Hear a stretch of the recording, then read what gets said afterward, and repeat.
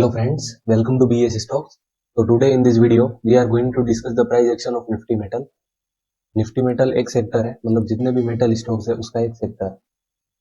आपने ये बात तो सुनी होगी कि सेक्टर सपोर्ट बहुत जरूरी होता है, ठीक है। और मेरी जो सक्सेसफुल ट्रेड है उनका रीजन ही यही है, सेक्टर सपोर्ट। और इस टाइप के मार्केट में सेक्टर सपोर्ट बहुत ज्यादा जरूरी हो जाता है। तो आज मैं आपको निफ्टी मेटल का प्राइस एक्शन समझाऊंगा और आपको इसके स्टॉक्स पे फोकस करना है, ठीक है। मतलब कहीं ना कहीं मैं आपको स्टॉक फिल्टर करके बता रहा हूँ कि आपको निफ्टी मेटल के स्टॉक पे फोकस रखना है। तो अभी मैं इसका प्राइस एक्शन यहाँ पे डिस्कस करूंगा और आपको इसके स्टॉक्स देखना है कि उसमें भी कुछ डिमांड जोन बन रहा हो आसपास, तो सेक्टर सपोर्ट के साथ आप उसमें ट्रेड कर सकते हो। तो चलते हैं चार्ट पर। सबसे पहले ये सब पिक्चर मैं डिलीट कर देता हूँ। ईयरली से हम इसकी स्कैनिंग करेंगे। ईयरली पे हम देखें तो ईयरली पे हमारे पास कोई ज्यादा डेटा नहीं है, आसपास कोई डिमांड जोन नहीं दिख रहा है। पर देखें तो अभी प्राइस ऑल टाइम हाई से नीचे आ रही है। अब हम चलते हैं हाफ ईयरली पे। हाफ ईयरली पे हम देखें तो हमारे पास एक अच्छा डिमांड जोन है इस पॉइंट में। दो लेगआउट कैंडल है, इसलिए मैंने इसको वीक टू वीक मार किया है। ये मैं भी मार कर देता हूँ मैं। अब हम चलते हैं क्वार्टरली पे। क्वार्टरली पे हम देखें तो हमारे पास क्वार्टरली का एक डिमांड जोन भी है, तो मैं बॉडी टू वीक ही मार करूंगा क्योंकि इसमें दो लेगआउट कैंडल नहीं है, ठीक है। ये मैं मार कर देता हूँ मैं क्वार्टरली का भी। ये वाला डिमांड जोन भी अच्छा है क्योंकि इसमें क्वार्टरली और हाफ ईयरली की ईएमए का सपोर्ट भी मिल रहा है, ठीक है। प्लस हाफ ईयरली का डिमांड जोन भी है इसमें। अभी प्राइस है हमारे क्वार्टरली के डिमांड जोन में। ऊपर हम देखें तो हमारे पास क्वार्टरली का सप्लाई जोन भी है यहाँ पे, तो मैं रेड कर देता हूँ। अब हम चलते हैं मंथली पे।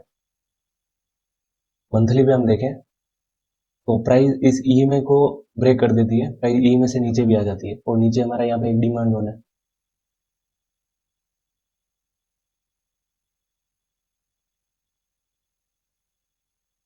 प्राइस इस डिमांड जोन में आती है, यहाँ से रिकवरी देती है, गेन डाउन आती है और धीरे धीरे मतलब प्राइस में कंसोलिडेशन होते हुए दिख रहा है, मतलब एक सेम रेंज में धीरे धीरे जैसे घूमने लगी है। और ऊपर हम अगर मंथली पे सप्लाई जोन देखें तो मुझे यहाँ तक तो कुछ सप्लाई जोन नहीं है। अगर कुछ सप्लाई जोन होगा वो इस ओरिजिन पॉइंट में कहीं हो सकता है। बाकी ये पूरा स्ट्रक्चर है वो तो गार्बेज दिख रहा है, तो मैं कलर चेंज कर देता हूँ, ब्लू कर देता हूँ।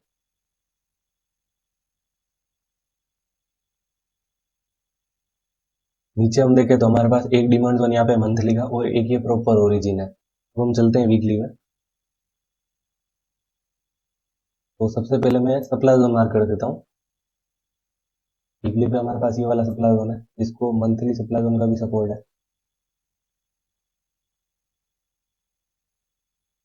इस सप्लाई जोन को हम ऐसे भी मार्क कर सकते हैं, ठीक है, क्योंकि कहीं ना कहीं सेलिंग इस पॉइंट से ओरिजिन रहा है, बट यहाँ पे बेस कैंडल है तो हम इसको ऐसे मार्क कर सकते हैं।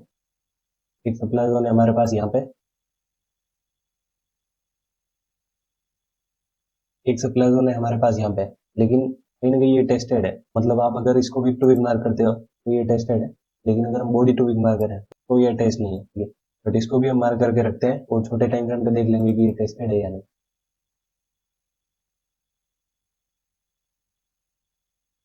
इन सबको रेड कर देता हूँ मैं।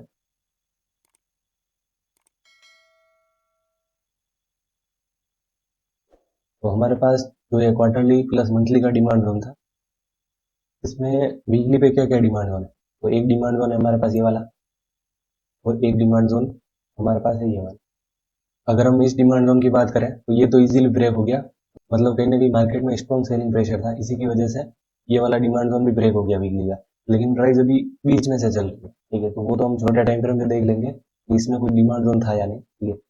बट अगर हम लेटेस्ट सेक्शन अभी देखें तो प्राइस में डाउन हुआ था और इस पॉइंट से प्राइस में ग्रीन कैंडल बनती है। अब अगर प्राइस में यहाँ से एक अप मूव आया है तो हमारा ये डिमांड जोन बन गया है, ये वाला। अब हम एक तो ऐसे डिमांड जोन को इस टाइप से मार्क कर सकते हैं और एक और हमारा ये तरीका है कि हम इसको ऐसे मार्क करें। मतलब इस पॉइंट से बाइंग थोड़ी है, बाइंग तो कुछ इस पॉइंट से ही आई है। इस कैंडल में इस जगह ही कुछ होगा कि एकदम से ये पूरी रिवर्स हो गई कैंडल, ठीक है। तो मतलब बाइंग इस पॉइंट से ही आई है, यहाँ से इसमें आती है, यहाँ से रिकवरी देती है, तो मैं डिलीट कर देता हूँ।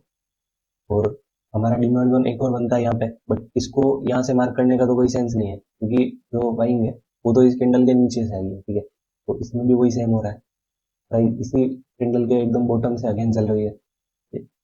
तो हमने देखा कि इस पॉइंट में प्राइस एकदम बॉटम से चल रही है, इसमें भी बॉटम से चल रही है, तो चांसेस है कि इस बार भी प्राइस के बॉटम से चले यहाँ पे। ये वाला डिमांड का कलर मैं चेंज कर देता हूँ, ब्लैक कर देता हूँ। ठीक है, अब हम चलते हैं डेली पे। डेली पे हम देखें तो हमारा डिमांड जोन है ये वाला, जिसको वीकली के डिमांड जोन का सपोर्ट है। ठीक है, ये वाला डिमांड जोन है, का कलर हम चेंज कर देते हैं,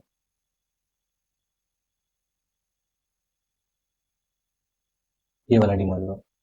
अब हम ऊपर देखते हैं कि रोकने के लिए क्या क्या है। अगर हम एक ट्रेंड लाइन ड्रॉ करें तो कहीं ना कहीं इस पॉइंट से हमें ट्रेंड लाइन का ब्रेकआउट मिल गया है। ठीक है, मतलब अगर हम पॉइंट ऐसे मैच भी करें, पहले आप इसको ऐसे मार्क कर सकते हो। ठीक है, ट्रेंड लाइन में तो कहीं ना कहीं ट्रेंड लाइन का ब्रेकआउट तो मिल चुका है हमें। और और इस ट्रेंड लाइन का ब्रेकआउट दिया किसने? इसी डिमांड जोन ने। प्लस हमने वीकली पे देखा डिमांड जोन फॉलो हो रहा है।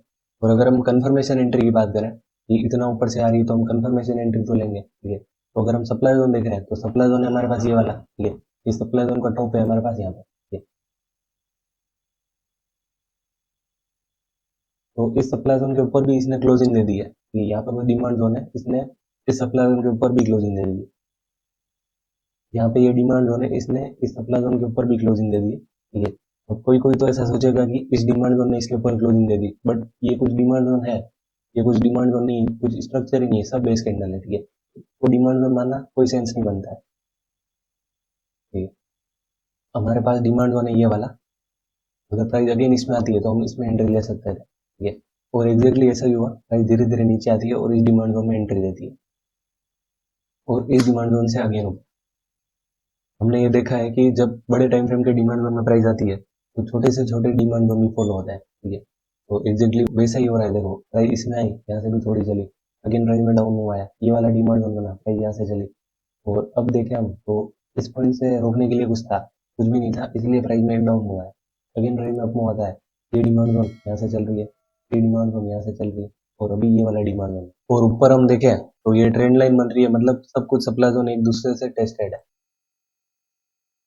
बार हम देख लेते हैं, देखो ये वाला सप्लाई जोन है, ये यहाँ से ये वाला सप्लाई जोन है, ये यहाँ से टेस्टेड है, यहाँ पे कुछ होगा वो यहाँ से टेस्टेड है, ये सप्लाई जोन यहाँ से टेस्टेड है, इस कैंडल में कुछ होगा वो यहाँ से टेस्टेड है, और इस कैंडल के टॉप में भी कुछ सेलिंग होगी वो यहाँ से टेस्टेड है।